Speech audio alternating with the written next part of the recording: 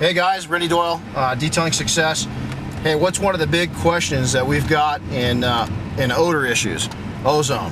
A lot of people seem to know a lot about ozone in their industry, but there's no gurus. So what I did, went out, tracked down a couple guys that are gurus of ozone, and they've been up here for the last couple days. We've had a lot of face-to-face meetings.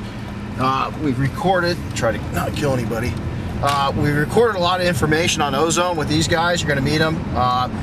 For those guys that are in our group, you're going to love them. They're probably going to partake in our November event, but we all have a lot of what ifs, and there's a lot of just rumors and myths and some facts mixed in all together into this pot. So we brought these two guys together. You're going to meet Jerry and Rick here in a short while, and we're going to cover over probably 8, 10, 12 episodes, just short duration videos, all the information about ozone and the place that it plays a part within detailing and auto dealerships and rental car establishments and all that stuff. So stand by and I'll introduce you guys to Rick and Jerry, and we'll talk to you. We'll talk to you later. Okay, so let's talk ozone. That's what we're here for. And so we appreciate you guys coming out, spending some time. One of the biggest things is in the detailing industry is a lot of misconceptions and or just a lack of knowledge when it comes to true ozone. And so we've got two industry leaders that are going to come in and share with us their knowledge, their viewpoints of ozone. Jerry, Rick, you guys, what is ozone? I mean, I know it from a standpoint when lightning strikes, I can smell it. I know that we've got claims that there's holes burned in it in the atmosphere. Other than that, what is ozone? You want to take it? Ozone is a gas. Oxygen is a gas. It's 2 atoms of oxygen. Ozone is 3 atoms of oxygen. That third atom is a radicalized, supercharged atom of oxygen. So ozone is simply a gas, and it occurs in nature. It's all around us. Why does ozone work on odor removal? Ozone is used, it has been used since World War I. They were used on the battlefield at corona discharge to treat gangrene. The Germans used it. So it's been around for a very long time. Modern applications, it's used in casinos to help knock down the smoke, things like that. It's been used, or it is used in the mining industry to oxidize some of the minerals off of gold and silver so they can get to the precious metals. And a lot of other applications has been used in homes to treat allergens, bacteria, germs, viruses, cigarette smoke, on and on.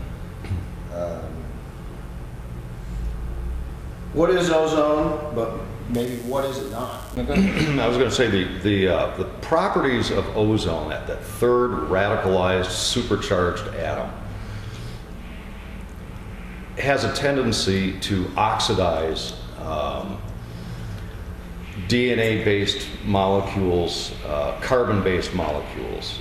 The source of odors, bacterias, and things that are associated with spoiled foods and spilled fluids, spoiled fluids, and things of that nature. Many times we can go ahead and we can clean up the source as much as we possibly can, but there's always some residual bacteria that stays in that area, that's within the area, that floats around in the air, in the ambient air. And what the ozone does is it actually neutralizes the odor by oxidizing the remaining molecules that are on a surface or in the ambient area. And by oxidizing, it literally punctures through the shell of the molecule and oxidizes it, destroys it. Ozone's not a cure-all. Ozone by itself, you can't leave a rotten food inside of a car, on the carpet or under the carpet or mixed into the carpet. You've got to remove as much of the source as you can. And even then, it's not a guarantee, because if you can't say that you removed a good majority, if not all of this, the odor-causing agent, ozone might not be effective, correct? That's correct. It's not a fix-all for all situations. If you were to visualize a decaying rodent that had died in your air conditioning system in the car, if you were able to oxidize it for a long enough period of time, the ozone would effectively oxidize, break down, and get rid of it. But you're talking, I don't even know how long it would take. To do a comparison, if you had a teaspoonful of rotting hamburger meat that fell in the back of the car, it could not take care of that. It would not effectively oxidize the entire clump of decaying matter. It wouldn't get it all out completely. So you physically have to take the glob of stuff out, whatever the odor source is, and then the ozone will take care of any slight residue that's on the surface. But if there's something deeply embedded, then you have to get it out, because the bacteria and germs will keep on growing per se. Detailers. We deal with kid grime.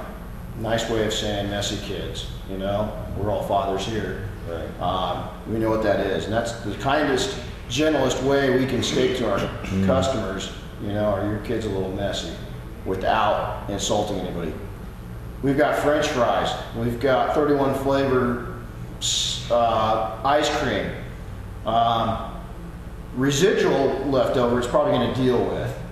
But if you leave the whole ice cream cone in there, No. it's not going to deal with that. So clarify that a lot of detailing professionals and do-it-yourselfers sometimes might be misunderstand ozone and what it is. It's a tool in odor removal. The first case is going to be to remove the contaminants as best as possible and let the ozone deal with what's left. It's used in addition to everything that a detailer would normally do to a vehicle. We're here. Okay, I'm Jerry Young. I have been in the indoor air quality business for the past 8 years.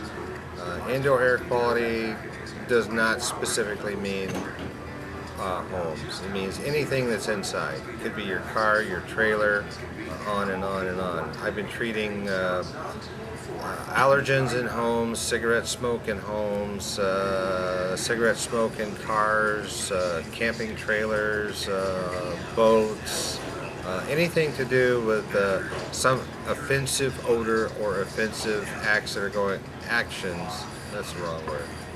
You can fix that. No, I can't. No, I won't. Anyway, I've been in the business for about 8 years. I haven't seen it all or done it all, but I've done a lot and seen a lot. I've got a lot of experience with the ozone generators, corona discharge, but more so with the ultraviolet UV. Very good products out there in the world.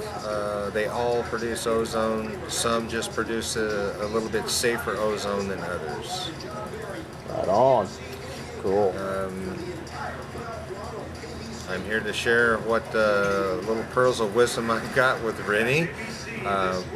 Like I say, I don't have all the answers, but I've got a great deal of experience with the particular equipment that we showed him. Dude, you are like way too serious, man. I mean, I love him, but you are way too serious. My name's Rick Kelmus, and I'm an ozone guy, and that's all I gotta say. No, not really. Actually, I'm a nuclear scientist. I'm serious. Do you know that ozone is actually a triatomic oxygen? Really? Yeah, it's atomic. See, we've just spent 2 days together. Physics. 2 days together, and I'm still learning stuff. Dude, see, you're still learning. See, this is why I got to come back. That's it. Well, it's because I love you, and you've been taking great care of us. And Well, we gotta go Boise's a beautiful, gorgeous town. And besides all being car guys, I mean, all of us. Oh, we're all car guys. But we're fly fishing guys. Yeah, we're fly so fishermen too. Gotta go out and fly time fish. So. guy.